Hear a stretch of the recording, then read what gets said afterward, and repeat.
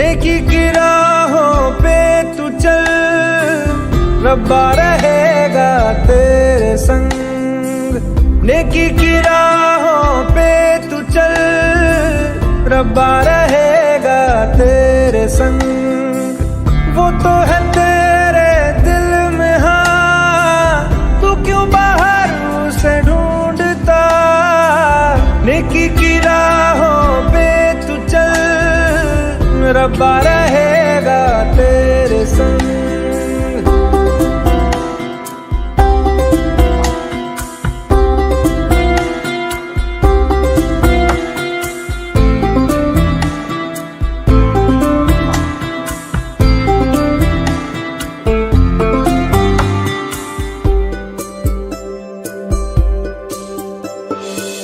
कभी है वो साहिल पे, कभी है वो मौजों पे, कभी है परिंदा वो उड़ता हुआ।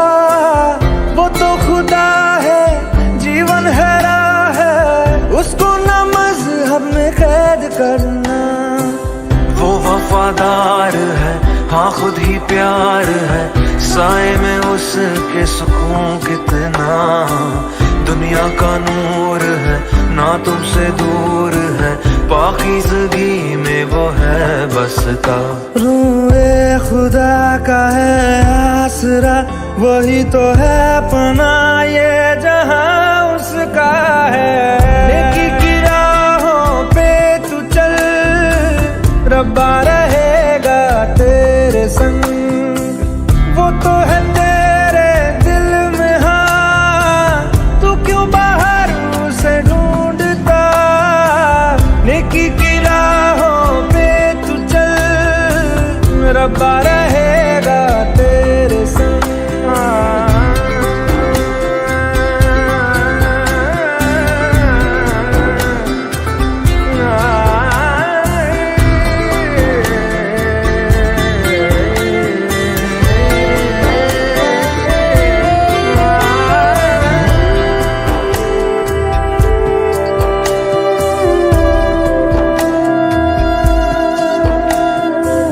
रब से मोहब्बत कर, उसकी इबादत कर, उसने ही दी है हमें जिंदगी। उसके करम से, हर वचन से, राहों पे तेरी गिरेगी रोशनी। सबको तू माफ कर, खुद ना इंसाफ कर, उस पे तो हक बस खुदा का ही है। तू औरों से इस कदर मिल, जैसे तू चाहे वो तुझसे मिले। कहे यीशुआ तू ईमान ला, तो पर्वत भी तेरे हुक्म पे चलेगा। नेकी की राहों पे तू चल, रब्बा रहेगा तेरे संग। वो तो है तेरे दिल में, हाँ तू क्यों बाहर उसे ढूंढता। नेकी की राहों पे तू चल, रब्बा रहेगा तेरे संग।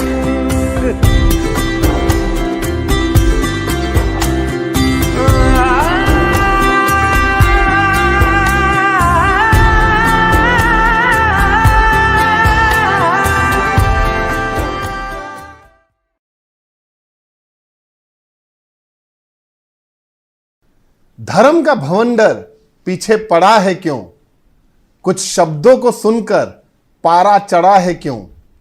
जब इंसानियत से ही हर एक कौम जन्मी, तो फिर मजहब इंसानियत से बड़ा है क्यों। हेलो दोस्तों, मैं गिरीश आपका स्वागत करता हूं एको जीवन के लिए सनातन सत्य में।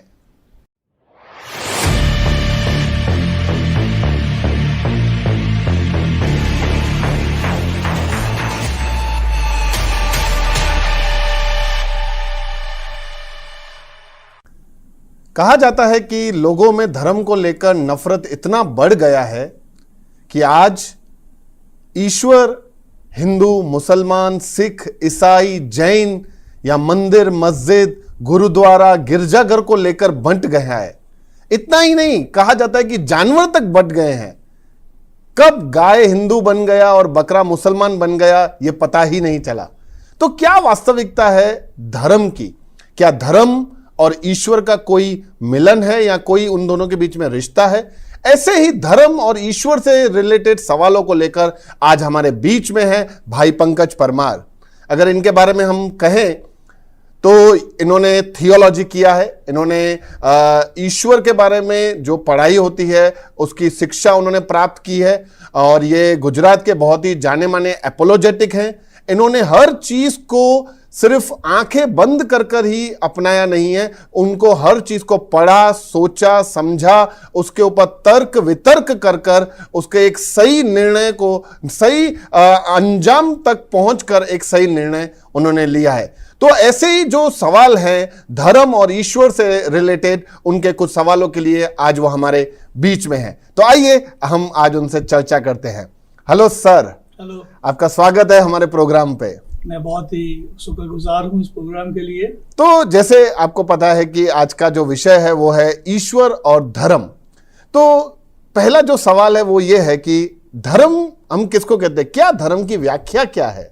एक्चुअली देखा जाए, अगर आप डिक्शनरीज और गूगल को सर्च करोगे तो धर्म की बहुत सारी आपको परिभाषाएं मिलेगी। ओके। और इवन जो स्कॉलर्स होते हैं रिलीजन के, वो भी बताते हैं कि धर्म की परिभाषा को निश्चित करना काफी कठिन है। लेकिन अगर सिंपल डेफिनेशन अगर ली जाए तो ऐसा कह सकते हैं कि धर्म एक ऐसी बात है कि जहाँ पर लोग ईश्वर या देवी देवताओं पर विश्वास करना, मानना, यह एक सिंपल साधारण सी समझ और व्याख्या है।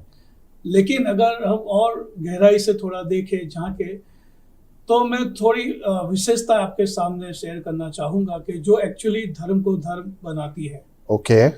तो पहली चीज कोई भी धर्म में पाई जाती है वो है एक तो कि परमेश्वर के प्रति आस्था जी, या परमेश्वर के प्रति जो आस्था है उसमें परमेश्वर के विषय में वो लोग शायद ऐसा भी मान सकते हैं कि वो व्यक्तिगत है, अव्यक्तिगत है। या तो परमेश्वर को अगर नहीं मानने वाले भी ऐसे धर्म में जो कहेंगे वो परम जो वास्तविकता है उसके बारे में, उसका मानने के बारे में वो लोग बताते होंगे। ओके। तो एक तो परम वास्तविकता या तो परमेश्वर जो व्यक्तिगत भी हो सकता है, अव्यक्तिगत भी हो सकता है। साथ में उसमें आपको मिलेगा कि वो धर्म में अनेक सिद्धांत पाए जाएंगे जी, ईश्वर विद्या के सिद्धांत पाए जाएंगे, तत्व ज्ञान पाया जाएगा जी। कि जो कोई न कोई के मतलब उनके अपने शास्त्र के ऊपर निर्भर होगा। ओके। तो शास्त्र आधारित ईश्वर या परम वास्तविकता की समझ, सिद्धांत, तत्व ज्ञान, ये सब पहली बात धर्म में पाई जाती है जी। दूसरी बात हमें यह पाई जाती है कि सारे धर्म में कोई न किसी प्रकार का एक अनुभव जो होता है, उस अनुभव को मतलब प्रोत्साहित किया जाता है कि वो आपको अनुभव करना जरूरी है। यानी एक अनुभव भी एक धर्म के साथ जुड़ा हुआ है। ओके। तीसरी बात हम देखते हैं कि धर्म में एक सत्संग, मतलब जो विश्वासियों का विश्वास करने वाले समूह है उसका एक सत्संग या एक ग्रुप या जूथ भी उसमें पाया जाता है, जो साथ में मिलकर इस चीज को मानते भी है और उसको फॉलो करते हैं। ओके। और चौथी बात हम यह देखते हैं कि एक जीवन शैली का भी एक विवरण दिया जाता है कि किसी प्रकार की आपको एक पर्टिकुलर विशेष प्रकार की जीवन शैली को आपको जीना है, वैसा लाइफस्टाइल को अपनाना है। जैसे कई जगह पर ऐसा प्रोत्साहित किया जाता है कि आपको मांस मच्छी नहीं खाना है, आपको वेजिटेरियन रहना है। आप किसी प्रकार का मतलब कहीं जगह पर शादी नहीं करना है, सेलिब्रेट रहना है, मतलब कुंवारा रहना है। यानी कुछ ना कुछ जीवन शैली को मतलब जीवन में अपनाने का एक वहाँ पर प्रोत्साहन दिया जाता है। यानी अगर कोई भी धर्म हो उसमें ये बातें पाई जाती है। या तो फिर एक धर्म ऐसा भी है जहाँ जो कहा जाता है नास्तिक धर्म, जहाँ पे ईश्वर के ऊपर तो विश्वास ही नहीं होता। राइट। तो फिर उसके अंदर हम उसको किस तरीके से धर्म को देखेंगे? नास्तिक धर्म को हम बेसिकली देखा जाए तो एक्चुअली नास्तिक हम धर्म तो कह ही नहीं सकते, क्योंकि वहाँ पर किसी भी अलौकिक, परलोक या परमेश्वर का कोई जिक्र मानना है ही नहीं, तो उसे धर्म तो नहीं कहा जाता। लेकिन वो लोग भी परम वास्तविकता, जैसे कि अगर जो आस्तिक होता है वो परम वास्तविकता के तौर पर परमेश्वर को देखते हैं, लेकिन वो परम वास्तविकता के तौर पर इस ब्रह्मांड को, इस विश्व को देखते हैं। राइट। तो इस तरह से परम वास्तविकता उनको कोई ना कोई प्रकार की माननी तो पड़ती ही है। अच्छा। तो वो चीज उसमें पाई जाती है। पर साइंटिस्ट जो लोग होते हैं वो तो ऐसा कहते हैं कि सब कुछ कॉज एंड इफेक्ट रिलेशनशिप पे बेस्ड है और ये कुछ ना कुछ बिग बैंग हुआ और उससे ये सब कुछ शुरू हो गया, ईश्वर जैसा कुछ है नहीं, सब कुछ साइंस है, Right. तो उनके लिए साइंस ही धर्म है। तो फिर उसको हम ये सब बातों में कैसे लागू करेंगे? अगर कोई साइंटिस्ट ऐसा कहता है कि सब कुछ बिग बैंग से हुआ है, लेकिन प्रश्न उनको यह पूछना चाहिए कि ये बिग बैंग का कारण क्यों, क्या है, कॉज क्या है? क्योंकि कॉज एंड इफेक्ट की अगर बात करते हैं वो लोग, जी। तो अगर सभी चीज का, सभी इफेक्ट का कोई कॉज होता है जी। तो बिग बैंग का भी कोई कॉज होना जरूरी है। जी। तो साइंटिस्ट लोग के पास इसका कोई जवाब नहीं है। वो लोग ऐसा कहते हैं कि बाई चांस हो गया सब कुछ, लेकिन अगर दूसरी सब चीजों में आप देखोगे तो वो किधर भी ऐसे एक्सप्लेनेशन को एक्सेप्ट नहीं करेंगे। राइट। तो एक यानी संक्षेप में अगर हम समझने जाएं तो धर्म में जो आपने 4 बातें कही, उसको एक निचोड़ करके अगर आप एक शॉर्ट लाइन में बता दें कि धर्म यानी क्या? धर्म यानी परमात्मा, परमेश्वर या तो परम वास्तविकता के ऊपर विश्वास रखना, एक विश्वासियों का समुदाय होना, Okay. एक जीवन शैली होना, Okay. और जो आप एक विशिष्ट अनुभव होना जो शास्त्र आधारित होता है, मान्यताओं के आधारित होता है। Okay. तो ये संक्षिप्त में हम कह सकते हैं कि ये धर्म है। ये धर्म। ये धर्म कैसे शुरू हुआ या किसने शुरू किया ये धर्म को? अगर क्या ईश्वर ने धर्म को शुरू किया? अगर मेरा मैं व्यू पॉइंट बताऊं तो मैं नहीं मानता हूं कि ईश्वर ने कोई धर्म की शुरुआत की है। मेरा मानना ऐसा है कि ईश्वर ने इस संसार को रचा, दुनिया को बनाया जी। और उस दुनिया में इंसान को भी बनाया, उससे वो रिश्ता मतलब उससे वो रिश्ता रखना चाहता था, रिश्ता कायम किया। तो मेरे दृष्टिकोण से परमेश्वर को कोई धर्म की रचना करने की ज़रूरत नहीं थी, क्योंकि अल्टीमेटली वो रिश्ता चाहता था, धर्म नहीं। जी। तो यह एक मेरी पर्सनल सोच है। अभी जहाँ तक धर्म का, कैसे धर्म शुरुआत हुए, तो अगर आप हिस्टोरिकल टेक्स्ट बुक देखोगे तो हिस्ट्री टेक्स्ट बुक में ऐसा समझाया जाता है, और जनरल ऐसा लोगों का सोच भी है कि अगर बौद्ध धर्म है तो उसके फाउंडर गौतम बुद्धा है, जैन धर्म में तो उसके फाउंडर महावीर स्वामी है, मसीह जो क्रिश्चियन धर्म में जो है उनके फाउंडर ईसा मसीह है, इस्लाम जो है उनके फाउंडर पैगंबर मोहम्मद है। तो एक सामान्य समझ लोगों में ऐसी पाई जाती है जी।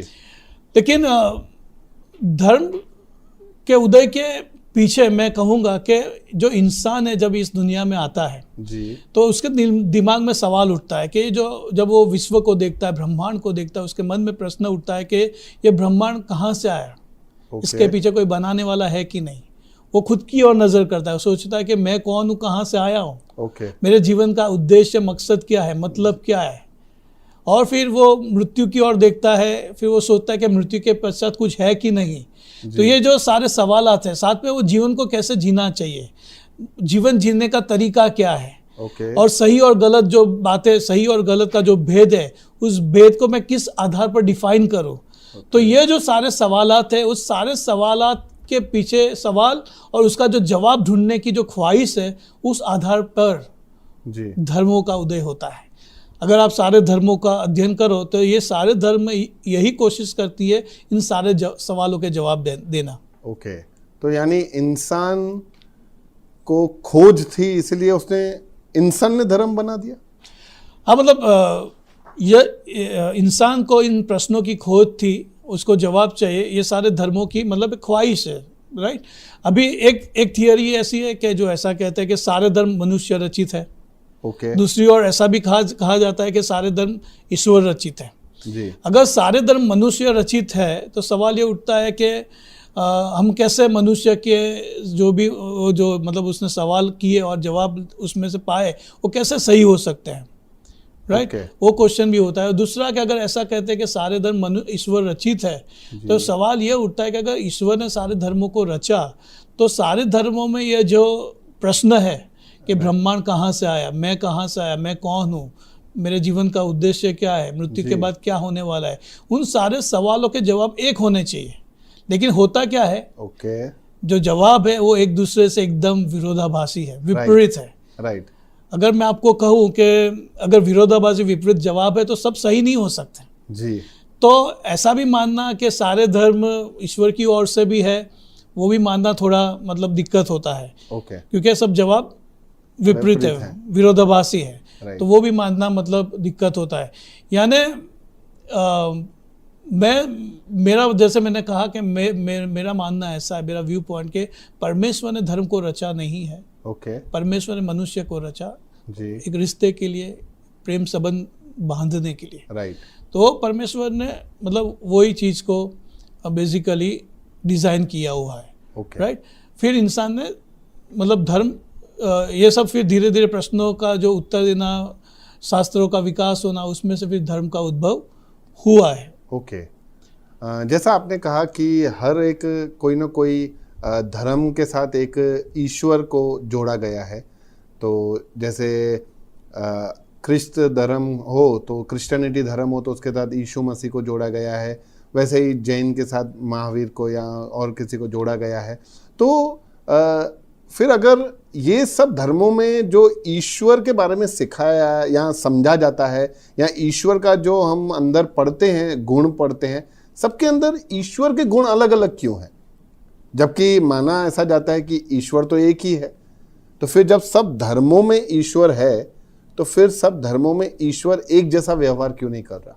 राइट। जैसे मैंने कहा कि सारे धर्म ईश्वर की ओर से हो नहीं सकते। अगर ईश्वर की ओर से होते तो वो उसमें जो भी उसके बारे में प्रकटीकरण देते हैं, अपने बारे में बताते, तो उसमें एक प्रकार का सुसंगति होता। नहीं, आपने कहा सारे धर्म ईश्वर की ओर से नहीं है, तो मतलब कुछ हैं? होते तो होते अगर तो, होते तो अच्छा, होते तो ओके। अगर होते तो सब में एक ही प्रकार का ईश्वर का विवरण और परिभाषा होता, लेकिन विरोधाभासी है। इसलिए हम यह तो नहीं कह सकते कि सारे धर्म उसकी ओर से है। अभी क्यों अलग अलग गुण ईश्वर के पाए जाते हैं, इसमें यह बात भी है कि मनुष्य जो है उसकी दिल की चाहत है, वो परमेश्वर के साथ जुड़ना चाहता है, रिश्ता बनाना चाहता है, क्योंकि हमको डिज़ाइन ऐसा किया गया हुआ है। हमारे जैसे जो एक साइंटिस्ट थे ब्लेज पास्कल, उन्होंने कहा था कि there is a God shaped vacuum in every human heart. मतलब परमेश्वर स्वरूप एक खालीपन हर इंसान में पाया जाता है, और यह खालीपन सिर्फ ईश्वर ही भर सकता है। अच्छा। राइट। तो यानी कि हम लोग की प्रकृति ही ऐसी है कि हम परमेश्वर को साथ जुड़ना चाहते हैं, परमेश्वर से रिश्ता बनाना चाहते हैं। लेकिन क्या हुआ कि ये परमेश्वर कौन है, कैसा है, वो हम कैसे निर्धारित कर सकते हैं? वो तो खुद ही परमेश्वर ही बता सकता है ना। लेकिन इंसान जब खुद अपने आप यह कोशिश में लग गया और उस कोशिश में उसने खुद अपनी सोच आधारित पर उसने परमेश्वर के ख्याल बनाने शुरू किए, जिसकी वजह से परमेश्वर के भिन्न भिन्न अलग अलग उनकी प्रकृति को हम पाया जाता है। इसलिए बहुत ही ज़रूरी है कि हमको उसको ढूंढना है कि जिसने खुद ने अपने आप के बारे में बताया हो। अब जैसे कि हमारे ह्यूमन लेवल पे भी अगर देखो, जब तक मैं अपने बारे में आपको न बताऊं, तब तक आप कभी भी मेरे बारे में जान नहीं सकते। लेकिन आप मुझे देखकर आप कुछ भी ख्याल कल्पना कर सकते हो, लेकिन मैं जब तक मेरे बारे में आपको न बताऊं, तब तक आप मेरे बारे में संपूर्ण तौर पर नहीं जान सकते। लेकिन हर धर्म शास्त्र में ईश्वर ने तो अपने बारे में बता के ही दिया है ना। तो आप कह रहे हैं कि लोगों के कल्पना से या लोगों के समझ से उन्होंने कुछ गढ़ा या उनको ईश्वर का समझ नहीं था।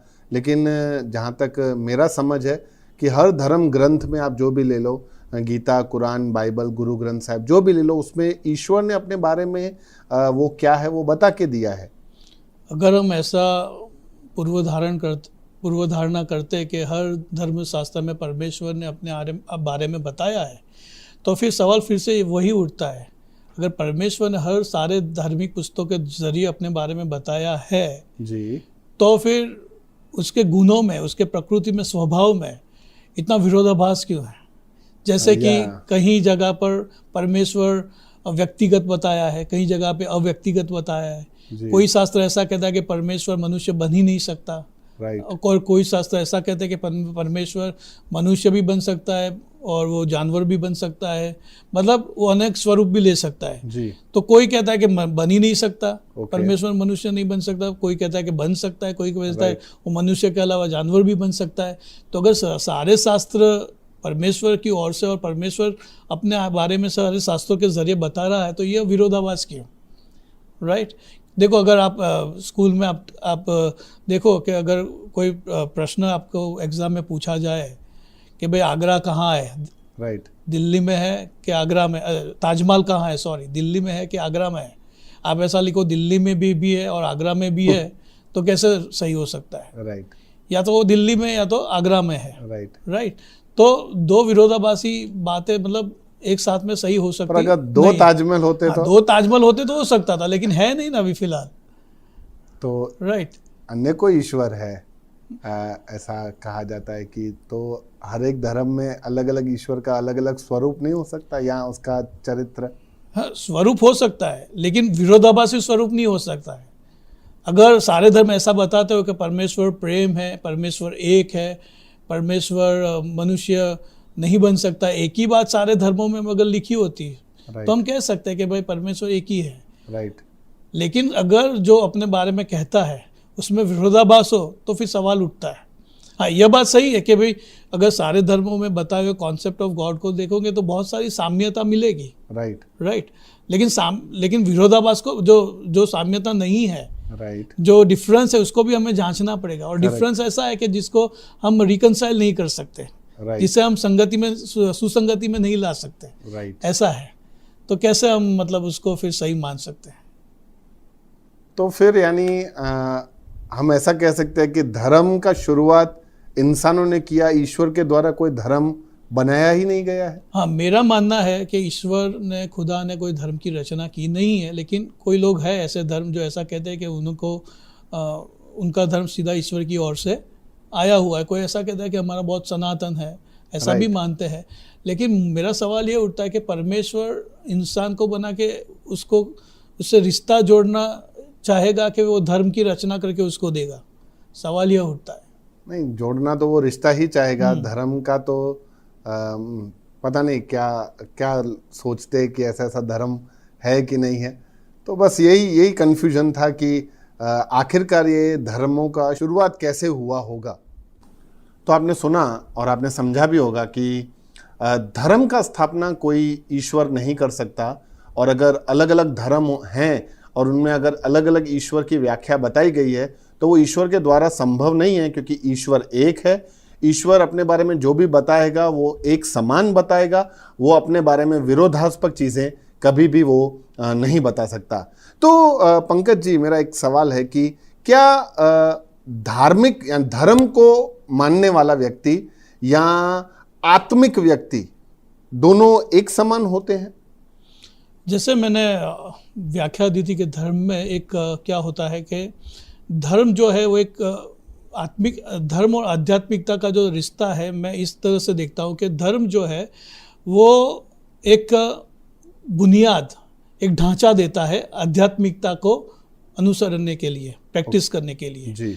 तो धर्म जो है वो बुनियाद है, एक फाउंडेशन देता है, राइट। और आध्यात्मिकता क्या है कि व्यक्तिगत तौर पर वो एक व्यक्ति के साथ जुड़ी हुई बात है, जहाँ पर व्यक्ति जो है वो परमात्मा से कनेक्ट होने के लिए कोशिश करता है, पर कनेक्ट होता है, एक प्रेम संबंध, रिश्ता बांधता है। तो इस तरह से हम परिभाषित कर सकते हैं। लेकिन जैसे मैंने कहा कि धर्मों की भी परिभाषा भिन्न भिन्न है, वैसे आध्यात्मिकता की भी परिभाषा भिन्न भिन्न है। अलग अलग धर्मों में अलग अलग आध्यात्मिकता की परिभाषा होगी। जैसे कि अगर कोई ऐसा धर्म है, एक मान्यता ऐसी है कि भाई परमात्मा हम में ही है जी, और हमारा आत्मा ही परमात्मा है, ऐसा भी मानना है। तो वहाँ पर आध्यात्मिकता के तौर पर योग और ध्यान देकर अंदर झांकने की, अंदर अपने आप में झांकने की और अपने अंदर भीतर देखने की कोशिश की जाती है उसके द्वारा, और वहाँ पर यह रियलाइज करने की कोशिश की जाती है कि मेरा आत्मा ही परमात्मा है। तो वहाँ पर आध्यात्मिकता का पूरा परिभाषा डिफरेंट होगा। लेकिन अगर कोई ऐसा मानता है कि परमेश्वर व्यक्तिगत परमेश्वर है और आत्मा और परमात्मा अलग है, भिन्न है, तो वो वाला व्यक्ति जो है वो परमात्मा से, परमेश्वर से एक प्रेम संबंध, रिश्ता बांधने की कोशिश करेगा। और उसमें वो प्रार्थना, भक्ति, आराधना के जरिए वो रिश्ता बांधने की कोशिश करता है। तो वो एक स्पिरिचुअल लाइफ हो जाती है, आध्यात्मिक लाइफ हो जाती है, जहाँ पर वो प्रार्थना, आराधना द्वारा वो परमेश्वर के साथ रिश्ता जोड़ता है। राइट। तो यानी धर्म को मानना और आध्यात्मिक को मानना एक ही राह नहीं है? धर्म और आध्यात्मिकता में थोड़ा भेद तो है। कई बार क्या होता है कि आध्यात्मिक व्यक्ति कैसा होता है कि जो आध्यात्मिकता के तौर पर वो कनेक्टेड होता है, परमात्मा के साथ, ईश्वर के साथ।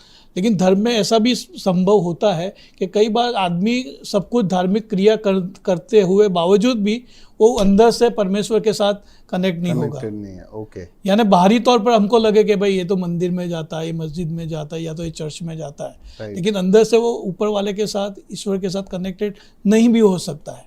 तो ऐसा भी संभव है।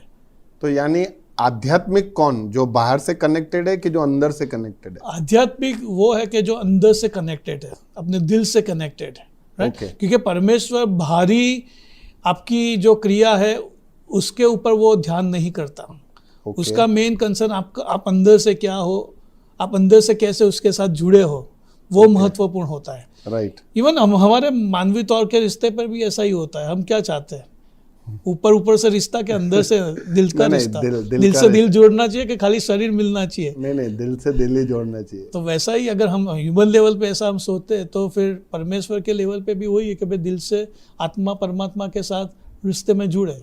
ओके।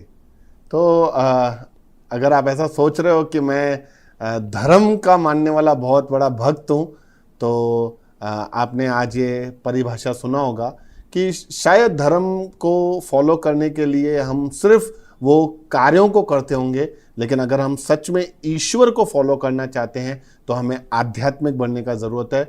उस ईश्वर के साथ हमें रिश्ता बनाने का और उसके साथ दिल का एक रिश्ता कायम करने का ज़रूरत है। तो पंकज जी, क्या ऐसा संभव है कि ईश्वर को फॉलो करना और धर्म को फॉलो करना ये दो अलग राह हो सकती है? ईश्वर को फॉलो करना और धर्म को फॉलो करना, ये काफ़ी आपने कठिन सवाल पूछा है। लेकिन अगर फिर से मैं दोहराना चाहूँगा कि हालांकि अभी तो हम बटे हुए धर्मों के आधारित पे, तो और हम ऐसा भी मानते हैं कि ईश्वर ने अपने आप को मतलब धर्म में प्रकट किया हुआ है, ऐसा एक जनरल जो अंडरस्टैंडिंग है। उसके कॉन्टेक्स्ट में अगर देखा जाए तो जैसे मैंने कहा कि इंसान कभी कभी धार्मिक हो सकता है लेकिन ईश्वर से कनेक्टेड नहीं भी हो सकता है। Okay. अगर हमको सही तौर पर जानना है कि वो ईश्वर से कनेक्टेड है तो उसकी ज़िंदगी के ज़रिए हमें पता चल सकता है। क्योंकि एक चीज़ है कि देखो भाई, परमेश्वर जो है वो अगर अस्तित्व करता है और वो है, तो एक गुण परमेश्वर का हमें स्वीकारना ही पड़ेगा कि वो पवित्र परमेश्वर है। ओके। राइट? अगर वो पवित्र परमेश्वर है और उसके साथ अगर मैं रिश्ते में जुड़ा हुआ हूँ जी, तो फिर उसका प्रभाव मेरे जीवन पे आएगा। जी, राइट?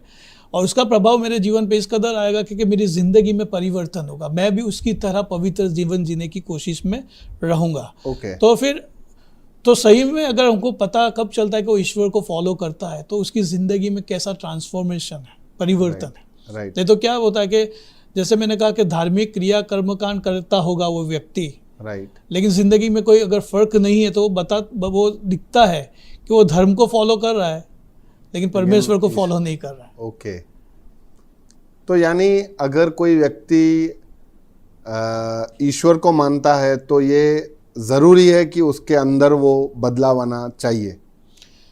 डेफिनेटली ईश्वर के ऊपर अगर वो विश्वास करता है, उसको फॉलो करता है तो बदलाव आना ही चाहिए। जैसे कि अगर एक अंधेरे रूम में अगर आप एक ज्योति को जला देते हो तो तुरंत उस ज्योति के प्रभाव से अंधेरा दूर होता है। जी। उसी तरह अगर परमात्मा अगर वो प्रकाश है, जैसे सारे धर्म में इस बात को कहा जाता है कि इज अ लाइट, वो एक ज्योति है। राइट? अगर वो ज्योति है, अगर हम उसको फॉलो करने का शुरू करते हैं तो फिर हमारे जीवन में अंधकार कैसे हो सकता है? सही है। तो अगर हम उसको फॉलो कर रहे हैं तो अंधकार हमारे जिंदगी में दूर होना चाहिए ही।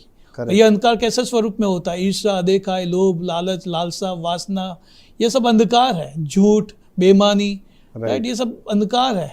अगर हम उसको फॉलो करते तो ये जिंदगी में ये जो सारा अंधकार है वो दूर होना चाहिए। करेक्ट। लेकिन क्या ईश्वर तो दिखता नहीं है, वो तो अनदेखा है, पर धर्म तो दिखते हैं। तो क्या धर्म के पीछे जाना, क्योंकि वो दिख रहा है, ज़्यादा सरल नहीं अनदेखे की ओर जाना? एक्चुअली वो क्या है कि जो दिखता है वही बिकता है वैसा हमारे सोच में है। और ऐसा भी है ना, सीइंग इज बिलीविंग, मतलब जो दिख रहा है उसको ही हमें मानना चाहिए। लेकिन अगर हम देखा जाए, अगर मैं आपको सवाल पूछूं कि आप अपनी पत्नी को कितना किलोलीटर प्रेम करते हो, दिखा सकते हो? प्रेम को नापा नहीं जाता। प्रेम को नापा नहीं जाता, राइट। प्रेम को नापा नहीं जा सकता, वैसे ही परमेश्वर को नापा नहीं जा सकता, राइट। ओके। बाहरी तौर पर डेफिनेटली अगर कोई व्यक्ति धार्मिक क्रिया कर्म कांड करता है, वो मंदिर में जाता है कि चर्च में जाता है, किधर भी, वहाँ से हमको लगता है कि भाई धर्म दिख रहा है इसके जीवन में, या व्यक्ति धार्मिक है, राइट। लेकिन परमात्मा तो अदृश्य है जी। अभी वो सही तौर पर कनेक्टेड है कि नहीं, राइट। कैसे पता चलेगा, कैसे पता चलेगा? जैसे मैंने कहा, वो कनेक्टेड वो पता तभी चलता है, जैसे हर पेड़ को अगर आपको जानना है तो उसके फल से ही आप जान सकते हो। पेड़ को आप अपने फल से ही जान सकते हो उसको, राइट। वैसे ही जो व्यक्ति है वो परमेश्वर से कनेक्टेड है जी। तो उसको आप उसके फल से ही जान सकते हो, ओके, राइट।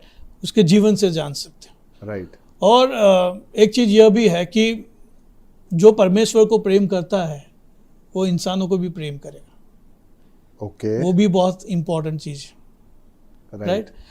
जो परमेश्वर को प्रेम करता है वो इंसानों को भी प्रेम करेगा। लेकिन कई बार क्या होता है, आजकल परमेश्वर को प्रेम करने का क्लेम होता है लेकिन वो इंसानों को प्रेम नहीं करते, राइट, राइट। और जस्ट बिकॉज हम अलग अलग धर्मों में बटे हुए हैं और मैं आपसे सहमत नहीं हूँ तो क्या होता है, हम एक दूसरे को मारना काटना शुरू कर देते हैं। अरे भाई, अगर सहमत नहीं है तो इसका मतलब ये थोड़ी है कि हमको उसको मार देना है, राइट, राइट। परमेश्वर को प्रेम और एक दूसरे को प्रेम वो जुड़ा हुआ है। तो इस बात पर हमको गौर करना चाहिए कि जो परमेश्वर का भक्त होता है वो इंसान को भी प्रेम करेगा, क्योंकि उस परमेश्वर ने सारे इंसानों को रचा है। अगर आप दूसरे इंसान को मारते हो तो आप उस सर्जनहार का तौहीन करते हो कि जिसने उसे बनाया है, राइट। तो इसको भी हमें गौर करना बहुत ज़रूरी है। क्या आप इंसानों से प्रेम करते हैं? क्या आप अपने आप को धार्मिक कहते हैं? अगर आपका उत्तर है हाँ, कि हाँ मैं धार्मिक हूँ, तो उसका एक गुण आप हमेशा याद रखना, जैसे पंकज जी ने बताया कि जो ईश्वर से प्रेम करता है वो इंसानों से निरंतर प्रेम करता रहेगा, वो उसके जैसा ही कार्य करेगा। पंकज जी, कुछ लोगों का ऐसा मानना है, और मैंने तो ऐसा बहुत बार सुना भी है, जब मैं किसी के साथ बातें चर्चा करता हूँ या वाद विवाद करता हूँ, वो कहते हैं कि देखो भैया, हर एक का अपना अपना विश्वास है, अपना अपना श्रद्धा है, तो तुम्हारा श्रद्धा ऐसा है, हमारा श्रद्धा ऐसा है। तो क्या किसी के आस्था या श्रद्धा या विश्वास के ऊपर एक धार्मिक सत्य या धर्म का सत्य निर्धारित होता है? राइट।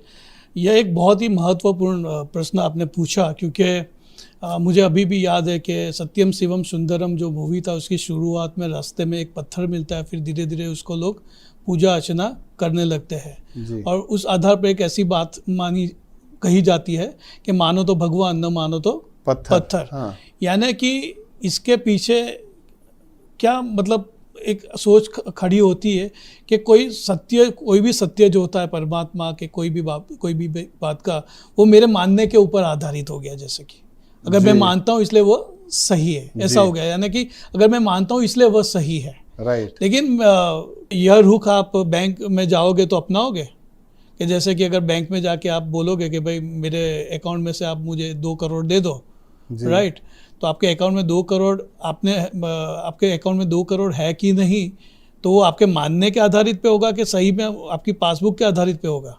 नहीं मानने के आधारित पे कहते, जो वास्तविकता है उसी आधारित पे वो मुझे पैसा देंगे। हाँ, वास्तविकता के आधारित पे मुझे पैसा देंगे। लेकिन अगर आप बैंक मैनेजर को बोलो कि भाई नहीं, मेरा मानना है कि मेरे अकाउंट में 2 करोड़ है ही, आप दो ही मुझे, आपका मानना मुझे नहीं चलेगा, वो आप मानो, मेरा मानना है तो मुझे दे दो, तो क्या दे देगा? नहीं, धक्के ही मारेगा। ऐसा है। तो फिर हर चीज़ में, मतलब ज़िंदगी के हर एरिया में यह चीज़ पाई जाती है। फॉर एग्जाम्पल, एग्ज़ाम में आपको जो प्रश्न पूछा जाता है उसका सही जवाब ही देना पड़ता है। आप कोई भी जवाब दे दो और फिर बोलो कि नहीं मेरा मानना ये जवाब प्रश्न का यही है, तो आप उसका मार्क्स दे दो, तो वो नहीं चलेगा। सही बात तो है। इसका मतलब ये कि मैं मानता हूँ उसके आधार पर सत्य नक्की नहीं होता है। करेक्ट। अगर मैं आपको बोलूँ 2 + 2 = कितना होता है? 4, लेकिन कोई बोलेगा नहीं मैं तो 5 मानूंगा, कोई 7 मानूंगा, तो क्या चलेगा? नहीं चलेगा। यानी कहने का तात्पर्य यह है कि सत्य जो है, वो कोई भी सत्य जो है, धार्मिक हो या कोई भी, वो मेरे मानने से निर्धारित नहीं होता है। Okay, right.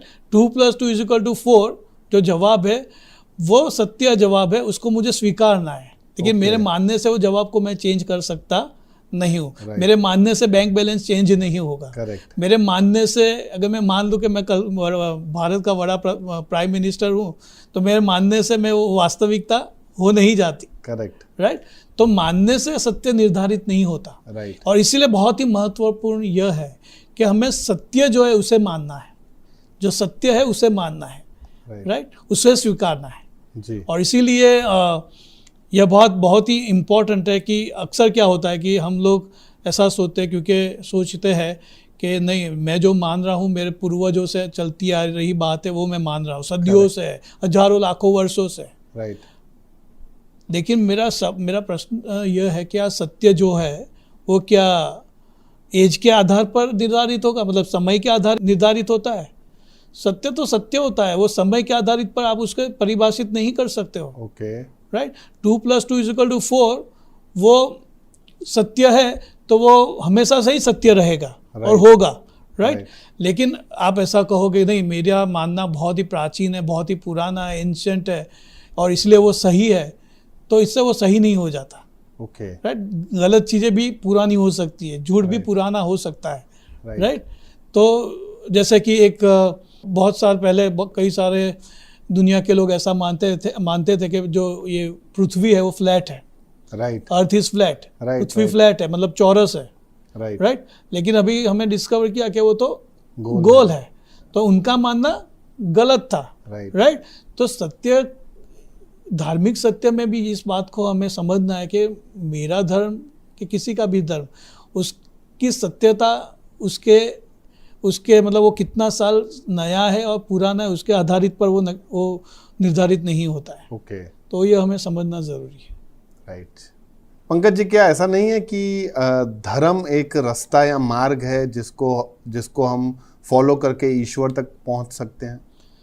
देखो, सामान्य तौर पे यही समझ है लोगों की कि भाई ये जो अलग अलग भिन्न भिन्न धर्म है वो अलग अलग ईश्वर की ओर जाने वाले रास्ते हैं। राइट।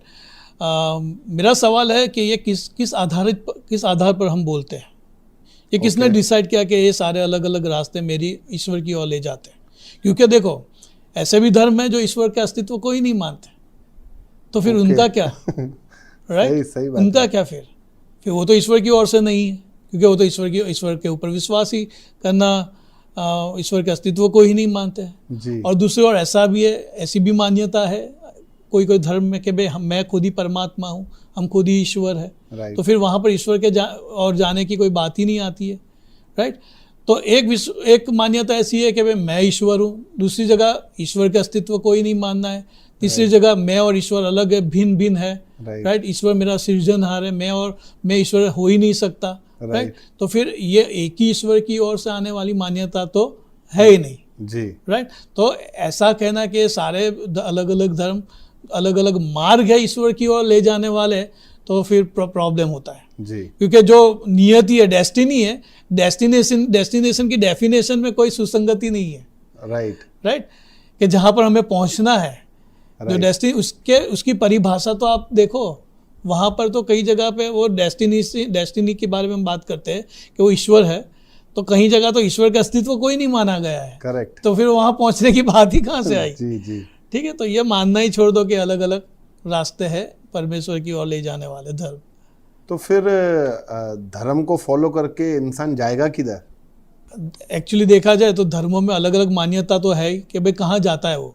कोई कहता है कि भाई वो पुनर्जन्म लेगा। राइट। कोई कहता है नहीं, एक ही बार मरना, फिर उसका न्याय। राइट। तो अगर धर्म के दृष्टिकोण से देखा जाएगा तो वो जो मानता है अपने अपने धर्म के अनुसार, उसके अनुसार वो मानने के हिसाब से, उसके मानने के हिसाब से वो ऐसा ही सोचेगा कि मैं वहाँ जा रहा हूँ। जी। लेकिन फिर प्रश्न सवाल यही उठता है कि मरने के बाद एक ही अवस्था हो सकती है, या तो मृत्यु के बाद जीवन है या तो नहीं है। राइट। अगर मृत्यु के बाद जीवन है तो फिर एक ही जीवन और फिर न्याय है, या तो फिर बार बार जीवन है। दोनों अवस्था सही हो सकती नहीं है। और इसीलिए यहाँ पर बहुत ही इम्पोर्टेंट चीज़ मैंने ऐसी सोची है कई बार, जैसे कि नहीं, ये बात को समझाने के लिए कई लोग ऐसा कहते हैं कि अगर आपको पहाड़ के ऊपर जाना हो तो आप किसी भी रास्ते से आप जा सकते हो। राइट। और कई लोग ऐसा भी कहते हैं कि सारी नदियां समुद्र में जाकर करेक्ट। मिल जाती है।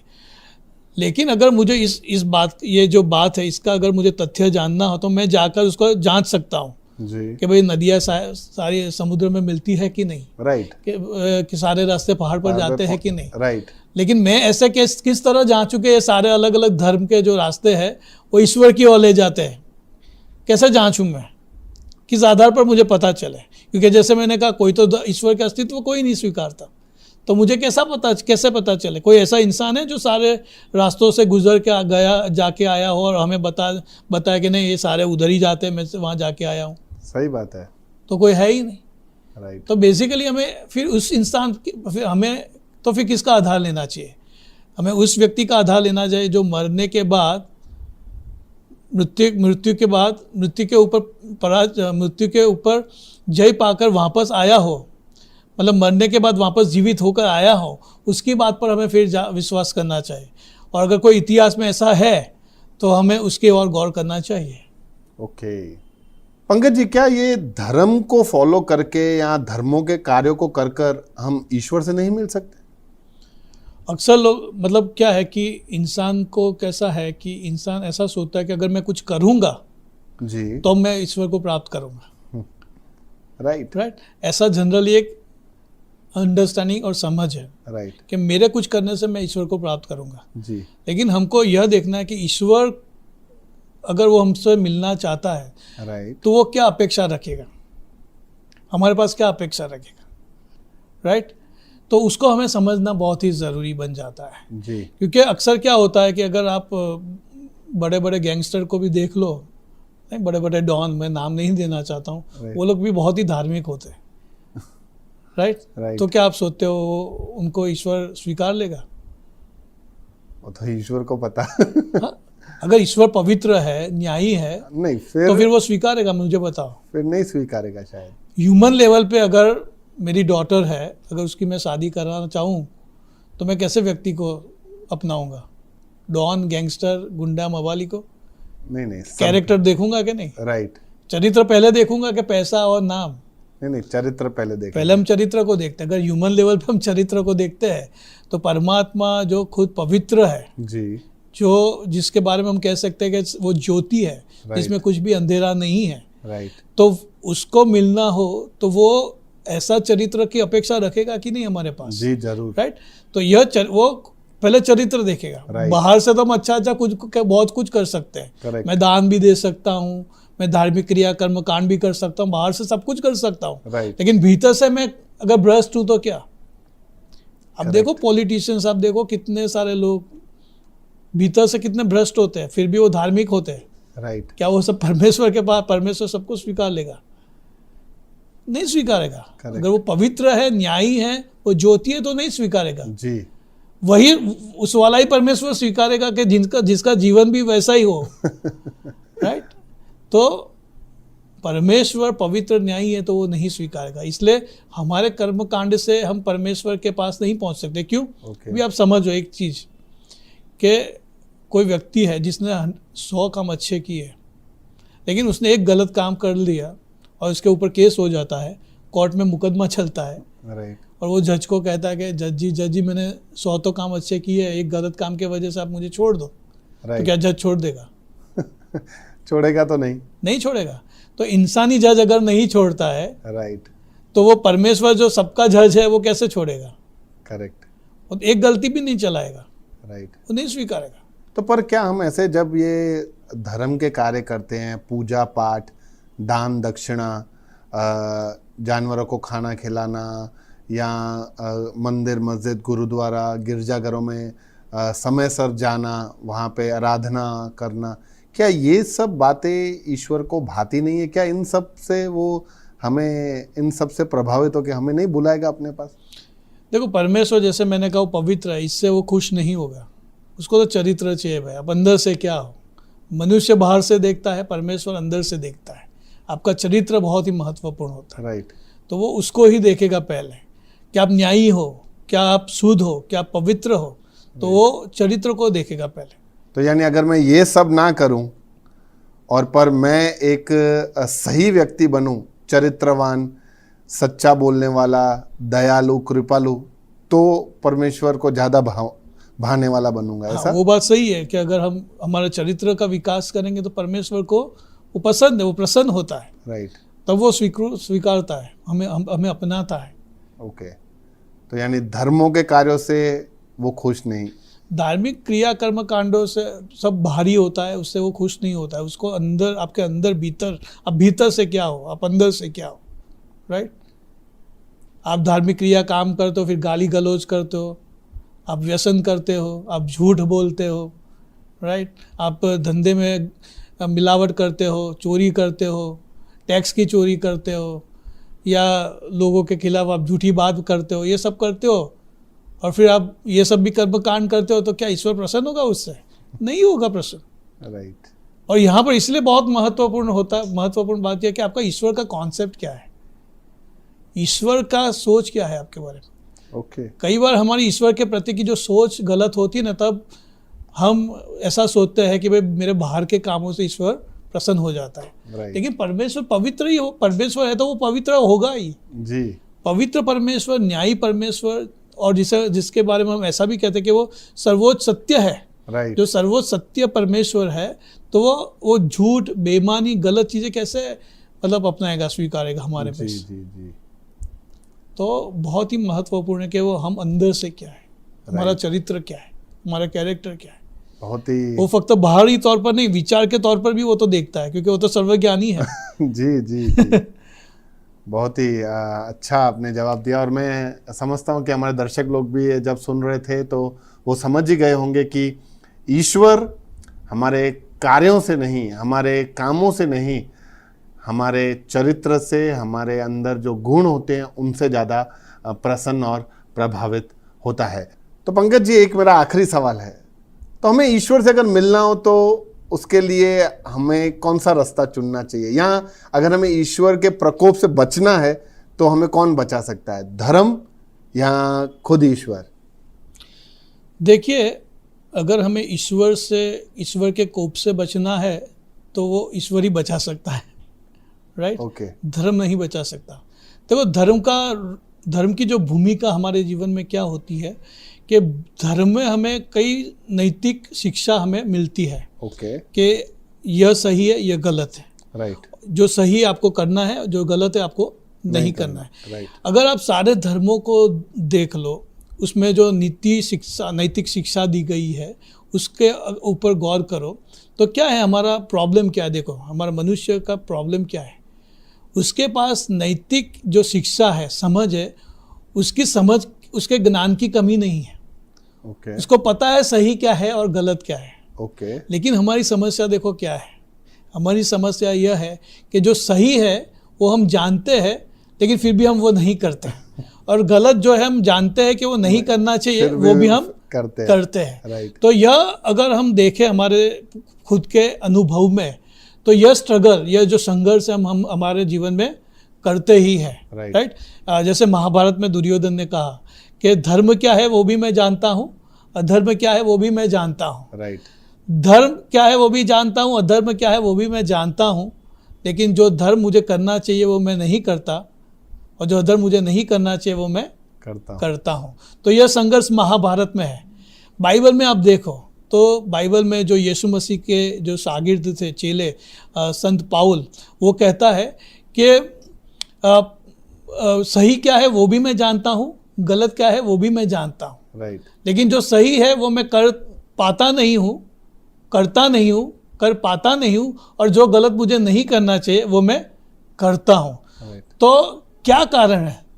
तो इसके पीछे का रहस्य कारण यह है कि कुछ हमारे मानव प्रकृति में, स्वभाव में कुछ ऐसी समस्या है कि जिसकी वजह से हम जो सही है जानकर भी हम नहीं कर पाते।